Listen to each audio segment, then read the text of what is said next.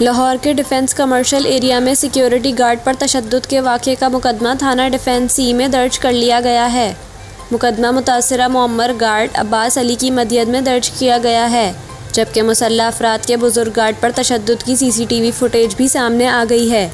FIR के मुताबिक club के दाखिली दरवाजे पर एक गाड़ी को रोकने की कोशिश की। डबल कैबिन गाड़ी में सवार अफराद गाड़ी को ज़बरदस्ती एंट्री गेट से बाहर ले गए और फिर गाड़ी में सवार 5 मुसल्लह अफराद ने गार्ड पर तशद्दुद किया और संगीन नताइज की धमकियां भी दी। FIR में कहा गया है कि जान से मारने की नियत से सिक्योरिटी गार्ड पर सीधे फायर भी किए गए, लेकिन खुशकिस्मती से जानी नुकसान नहीं हुआ। दूसरे सिक्योरिटी गार्ड जहांजेब और शाकिर अली ने बचाने की कोशिश की तो इन पर भी तशद्दुद किया गया। 5 अफराद हवाई फायरिंग करते हुए सफ़ेद रंग के डाले में फ़रार हो गए। पुलिस का कहना है कि वाक़या 2 रोज़ पहले का है। इक़दाम-ए-क़त्ल का मुकदमा दर्ज कर लिया है। मुल्ज़िमान को जल्द गिरफ्तार कर लेंगे।